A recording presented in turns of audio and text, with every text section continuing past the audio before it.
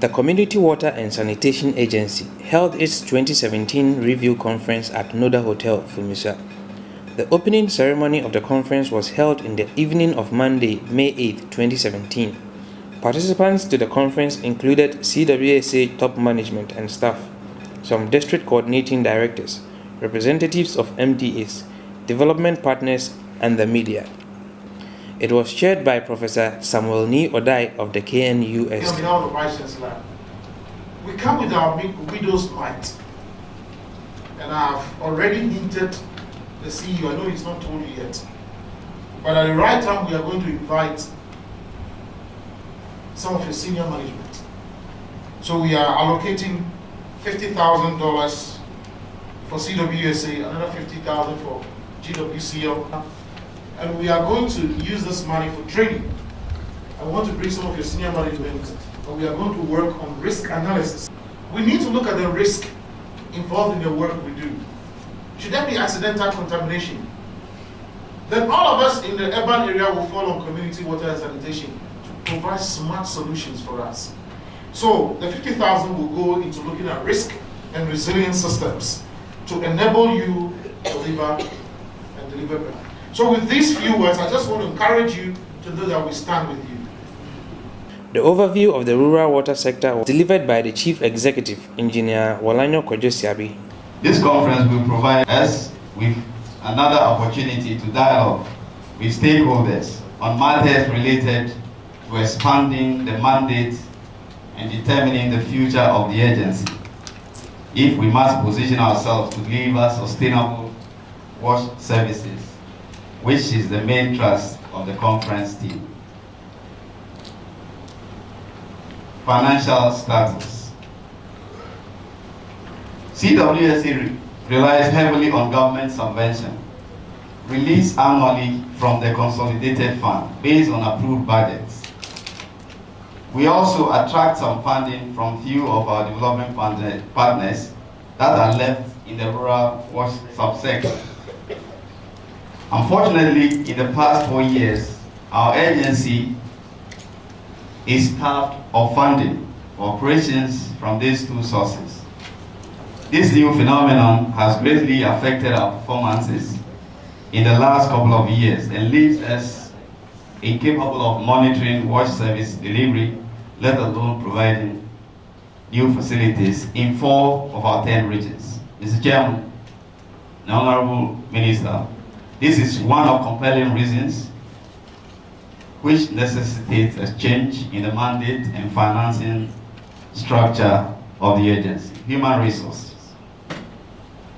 CWSA currently has a total strength of 193 and a workforce requirement of 250, even though a ceiling of 233 was approved by the Finance Ministry. This means that there is a staff shortfall of 57, which requires to be filled. The perennial problem of high staff attrition of the agency persists as a result of unacceptable working conditions. One of the post-project implementation functions of CWSA is service monitoring. Our regional offices are required to check on the status of what facilities provided and to offer technical advice constantly to the district assemblies on the performances of these facilities. Unfortunately, this is not being done as required because most vehicles and other equipment are in poor condition. Sector performance for the period 2015 to 2016. Since the last review conference in 2015 at Ho, CWSA made some very modest achievements in wash infrastructure delivery with the limited funding received from development partners and government. In 2015, 1,320 boreholes were constructed and installed with hand pumps, of which 35 were solar powered. In 2016, the agency delivered 385 boreholes fitted with hand pumps, while 23 of them were solar powered pumps. Within the same period, 2015 and 2016, 31 and 39 pipe systems were delivered, respectively. In addition, Mr. Chairman, 330 boreholes and 7 pipe water systems were rehabilitated in 2015 while 8 boreholes were also rehabilitated in 2016. Under our sanitation program, the agency facilitated the delivery of 12,003 improved latrines in 2015 and 753 in 2016.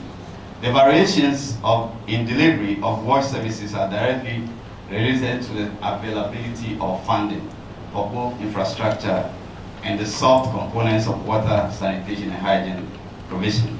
Mr. Chairman, I rather wish to commend our ministry for having allocated, for the first time, about 30 million cedis to CWSA. Major challenges of the CWSA. Mr. Chairman, the agency faces a funding challenge of always receiving less than the approved budget for its goods and services, while disbursement is also not timely. For instance, for the year 2015, an amount of Ghana cedis 243,517 was approved for the agency per the budget, but only 87,947 of the approved amount was released in the month of December 2015. This amount was expected to be applied by the head office and the 10 regional offices. The operational efficiency of the agency depends largely on how this is applied. MMDAs fall under the Ministry of Local Government and Rural Development, and for this reason, issues of human resource and recruitment or transfers are handled by their sector ministry. Frequent transfer of staff at the MMDAs will always slow down our project implementation. And sometimes the new staff that are posted to those districts take a lot of time to readjust. And by the time they are done, we are almost halfway through the program. We are appealing that our ministry will take the necessary steps to have conversation with Ministry of Local Government so that we will see how to address these difficulties. Difficult hydrogeological hearing. Mr. Chairman, exploration of groundwater in difficult hydrogeological formations has been a challenge to successful drilling in some parts of our country over the years. These phenomena, including the cost of drilling and water quality in such formations, is getting worse. In the northern region, for instance, groundwater accessibility is problematic, and hence low drilling success, which makes the achievement of project targets relatively difficult. There are cases where communities are selected to benefit from specific projects, only to be told later that they cannot be supported because the groundwater source is not available, or the drilling is negative. And especially in the northern region, this has made drilling especially very costly. The country director for IRC, Mrs. Vida Duty, gave the goodwill message on behalf of development partners. As IRC, we've been working with CWSA for so many years, almost 20 years now, working through other partners until we finally established an office here. We have an office in CWSA, so we become more or less part of CWSA, working with CWSA to find solutions to improve on the delivery of our water services, and also having strong government institutions that can drive the agenda for the delivery of services in the sector. We also agree that as a sector that is evolving, the institutions that we had 20 years ago to solve the problems of the past cannot be the same institutions and the same mindset to solve the problems in future. And therefore, any efforts to improve on what we have in order to address the new challenges that we face as a sector, challenges of dwindling donor support, challenges of addressing sustainability of the existing systems, whilst finding solutions to reaching out to those yet unserved, challenges to work with other institutions that are in the arena of the work that we do are critical to the work of IRC, and we are happy to be part of this process. We need strong government institutions. We want to see strong country systems, and more importantly, government leadership in driving the agenda towards providing sustainable water services to all. And we are happy to see this strong leadership being demonstrated by our university, with the chair, our own minister here, and CWSC bringing us all here to reflect on this year's reflection meeting. We want to look at the current role of CWSC, gaps, and the way forward for effective and sustainable delivery. This couldn't have come at a better time, where the world has just accepted to adopt the Sustainable Development Goals of providing sustainable water services to all by 2030. It is good that CWSA has taken this initiative so that we can be prepared to work towards this agenda. IRC pledges to continue to provide support to the Community Water and Sanitation Agency and our ministry as a whole in finding that long-lasting institution of having strong government systems for the delivery of sustainable water services to all the people of Ghana. We wish you all the best in the deliberation as you reflect on new strategies, options. The Minister of Sanitation and Water Resources, Honorable Joseph Kofi Ada, gave the keynote address. The minister was accompanied by the Chief Director, Mr. Donan Koblate. Ladies and gentlemen, shall we welcome our Honorable Minister? Being a new ministry, with a new president, a new minister, a new chief executive, the time is just right for us to come in and build what we need to build, to prove to the people of this world that indeed this sector is one that can deliver to the people of the nation.